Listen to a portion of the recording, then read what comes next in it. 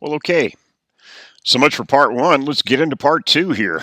No need to reintroduce Master Leonard, but let's just get into some of the nuts and bolts here and start with the tools for mastery. Right. Remember that this is a goalless journey. We're going to go into it with our eyes open, knowing that we're never actually going to attain mastery. So, again, probably going to respond to that a little bit differently. Some of you are going to accept that as a challenge. Some of you are going to be discouraged. Some of you are going to think it's just a farcical waste of time. Why even engage in something that you can never get? But, well, to each his own. My job is to go ahead and expose you to this because this is something that I've found to be uh, absolutely invaluable in my ADHD world. Anyway, let's talk about some of the tools for mastery. He says, be aware of how homeostasis works. Now, homeostasis, we're all physiologists here, and I know everybody's thinking about thermoregulation and hydration levels and temperature control, well, thermoregulation, of course, and pH balance, et cetera, et cetera. And that's what we usually refer to in the physical sense as what constitutes homeostasis. But there are other um, uses or other means of homeostatic balance, and one of them is psychological, and one of them is sociological, and being where you are. Understand Bob Parsons talked about the comfort zone. Well, homeostasis to a lot of people, they want to preserve that. And homeostasis means that their natural way of being, their comfortable way of existing, is within that comfort zone. So if you're asking them to change or they have designs on changing, remember, everybody has great designs around January 31st. And you've got to understand that you're going to be working against yourself because you're going to, even on a subliminal or subconscious or even unconscious level, you're going to be resisting change. You're going to try to maintain the status quo. And this brings it to the be willing to negotiate with your willingness to change. Yeah, I see people all the time wanting to do things, and I'm sure that you have as well. But you really need to explore exactly how committed are you to this, because your commitment will always be tested. It'll always be tested. And so you may have the great designs and desire to do so, but if you haven't clearly thought it through and you haven't come up with the reasons, plural again, you haven't come up with the reasons that are going to get you to where you want to be, well, then you're probably going to be less successful than you believe, because this you're always going to be fighting this homeostatic return to normal, and your return to normal might be return to defiling yourself and not doing healthy things and doing even self-destructive things. Well, it says develop a support system. Every time I give this lecture, I think about the brilliance of the YMCA. YMCA will sign you up to get you into their program, or they will sign you up and you get a friend to come in free. So the two of you will sign up for the cost of one.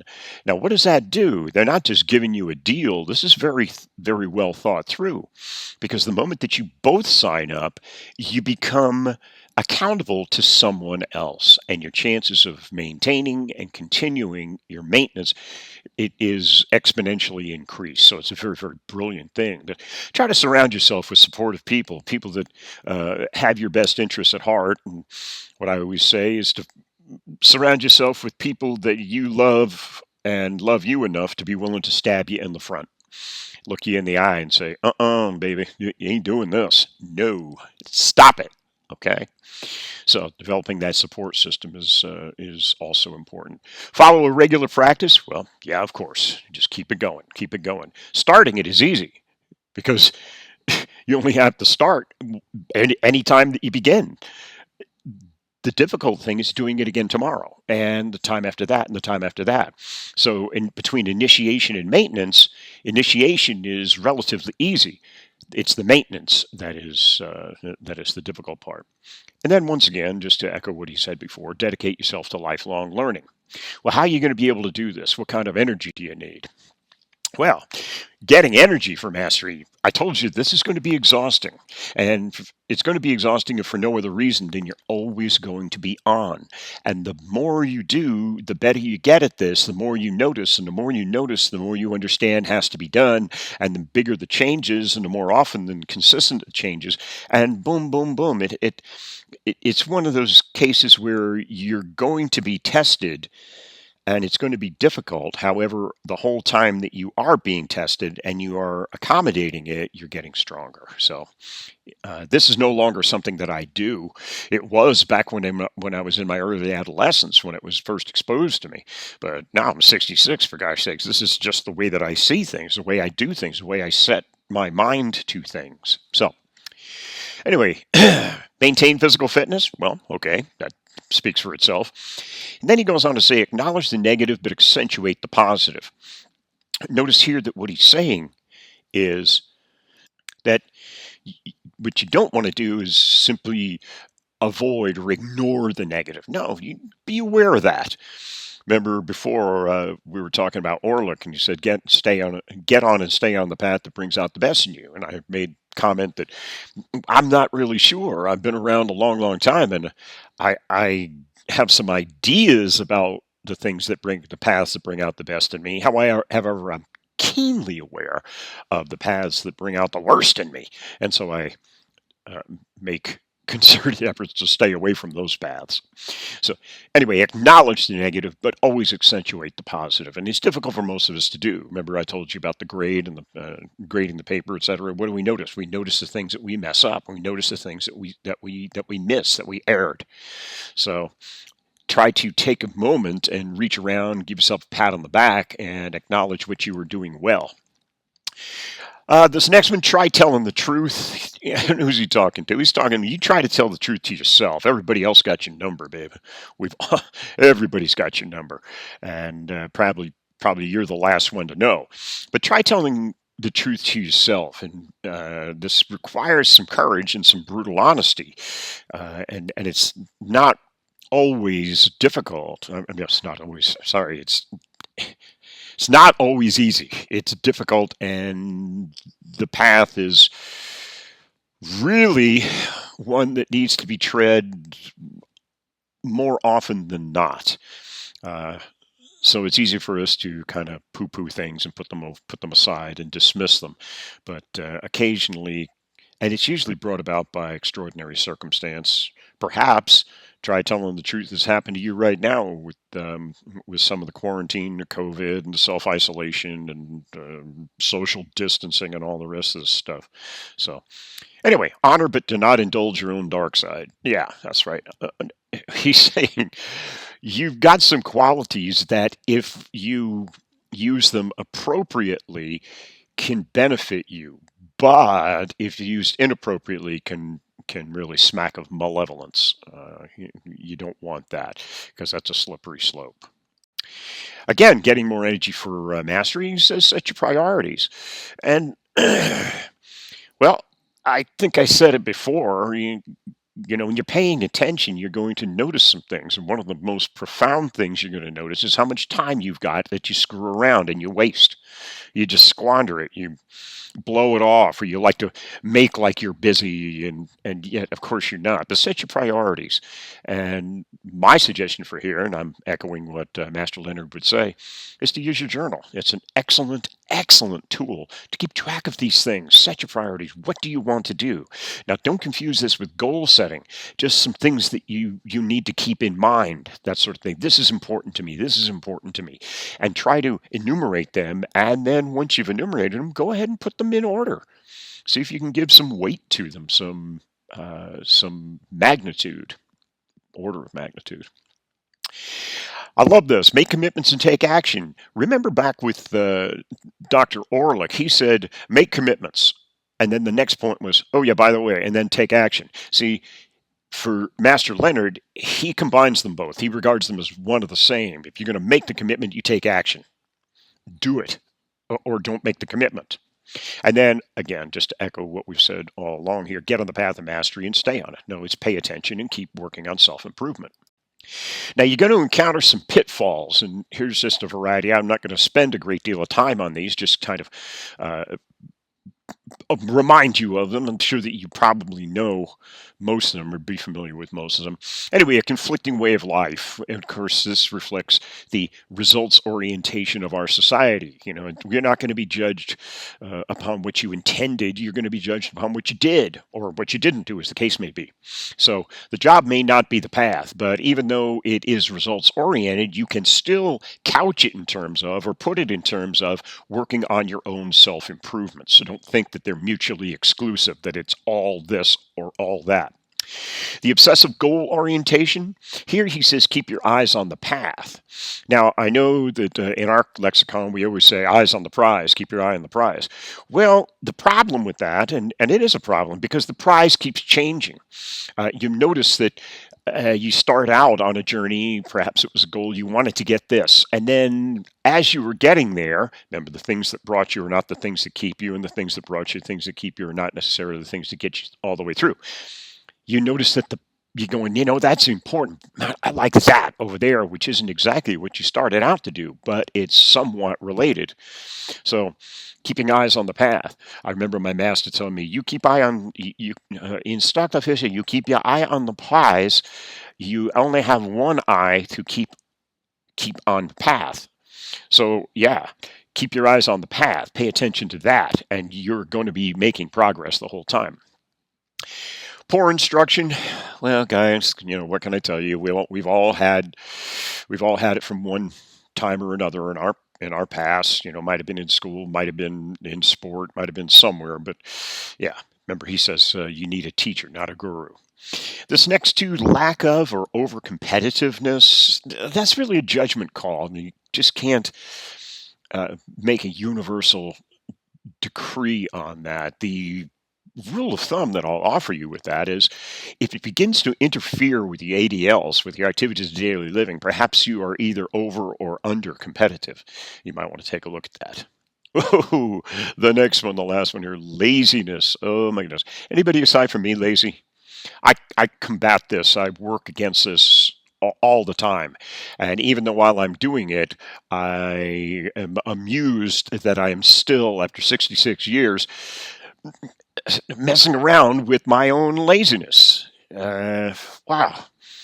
And I'm reminded that a wise man once said that on their deathbed, people don't really regret what they did. They regret what they did not do. So I'll let that one sink in for a bit. But laziness, you can work around that, and the more you pay attention, the less lazy you really are. That doesn't mean that you shouldn't take time out and regroup and recharge your batteries, and et cetera, et cetera. But you know what I'm talking about, and I think you know what Master Leonard is talking about. Well, injuries, yeah. Anybody been injured? I ain't talking about in discomfort, babe. I ain't even talking about being hurt. I'm talking about injured, where you're sidelined. You're out of the gym. You're on the bench. You're off the field or off the track. Yeah. Well, one of the things that it affords you is a great deal of time to spend with yourself. So that's an excellent time when you're injured. Oh, baby, that's where your journal can come in as a godsend, and you can document your thoughts, your feelings, and notice them changing.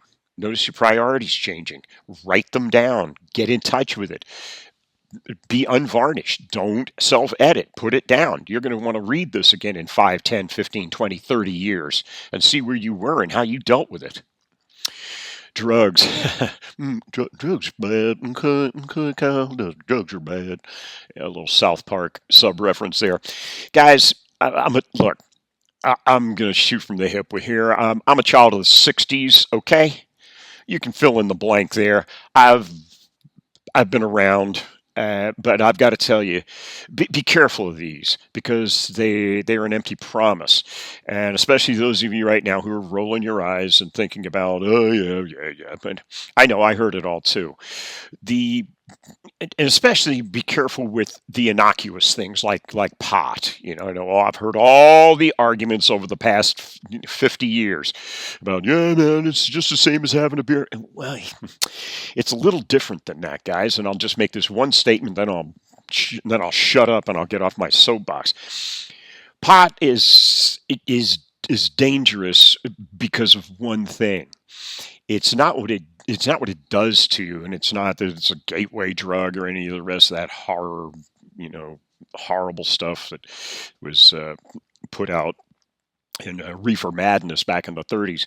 But it does take away your ambition. It takes away your ambition. You're content to sit on the couch eating Cheetos and watching Gilligan reruns and laughing, and that's supposedly it's supposed to pass as a good time. You can if you want, but guys, I recommend, I highly recommend against it. It's I've got friends who still do, and it's like okay, whatever.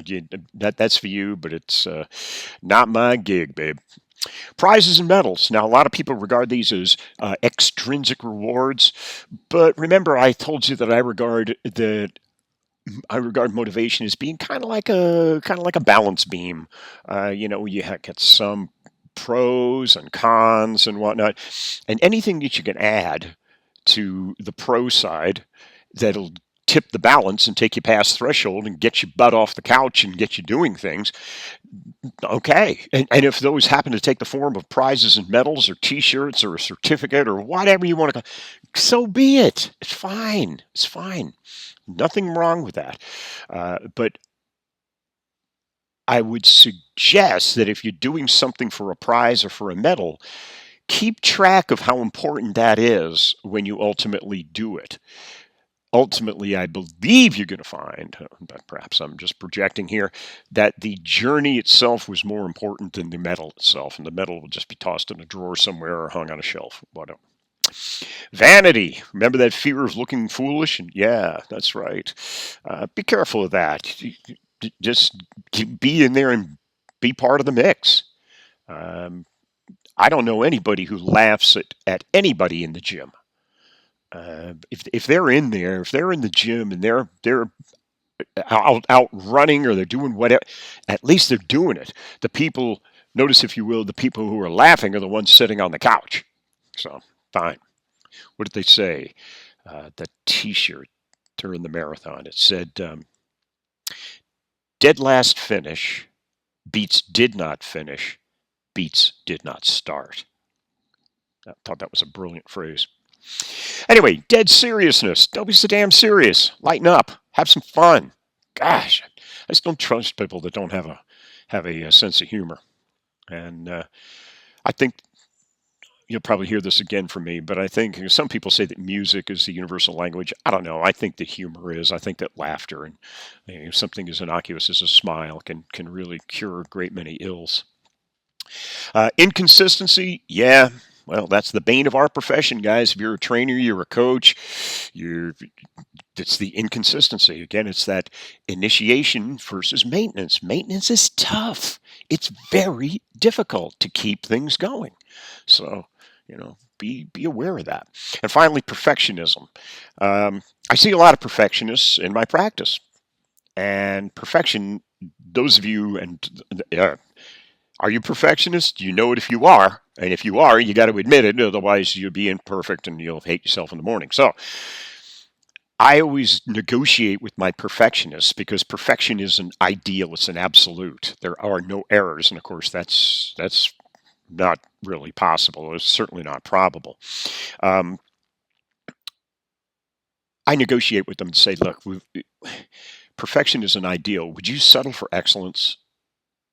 And generally that gets the ball rolling. We can start talking about exceeding the standard here, but perfection is an absolute.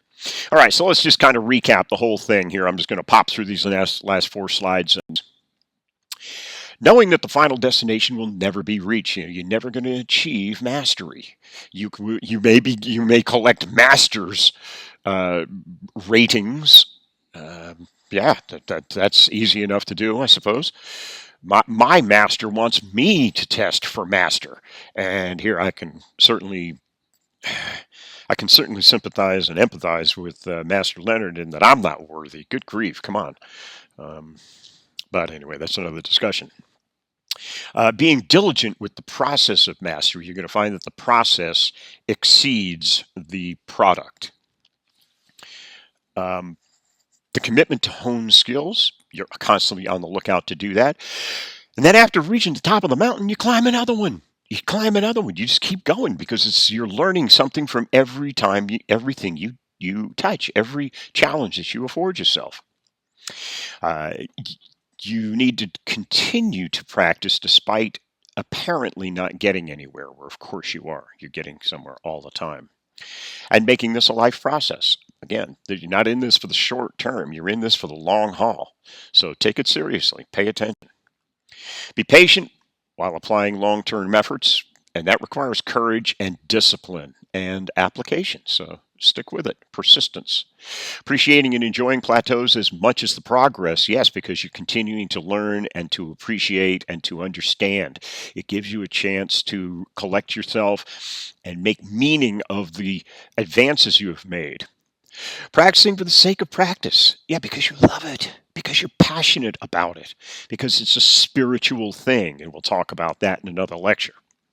Winning graciously and losing with equal grace. Yeah, this is tough because we're not really taught how to do this. We'd like to think that we are, but mm, it's it has to do with code of chivalry, code of Bushido, code of honor. Um, Praising practice and discipline, conditioning, and character development before winning. You see, winning is icing on the cake. And besides, that's another important point. It's the difference between winning and being a champion. And when we get into the way of the champion at the end of the semester here, I'll make that distinction because it's an important one to make.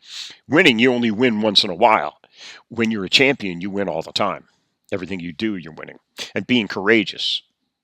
Okay. And finally, being fully present in the moment. I mean, right here, right now. Remember, there's an infinite there and then, what has been and what will be, the future and the past. But there's a momentary present moment. It's difficult for us to be here in the present moment. It takes some real doing because we're haunted about what has already been and we're concerned about what might be waiting for us. So we're constantly torn in these different directions. Realizing that the ultimate goal is not the medal or the ribbon. It's the path to mastery itself. It's the I am stage. Yeah, you're always in the process of becoming. Being willing to look foolish, there's that foolishness again. Again, but it's easy if you don't take yourself too seriously. You can have fun with it. You can understand it, but that doesn't mean if you're having fun, that doesn't mean you don't take it seriously. Yes, you do, but you're having fun while doing it. It's the attitude with which you embrace things. Maintaining flexibility in both strategy and actions. Yeah, it's a journey, guys, and it's determination. It's a journey. The journey is always going to exceed the destination. So, anyway, we'll continue our discussion. Next week, we'll talk about something else. In the meantime, enjoy.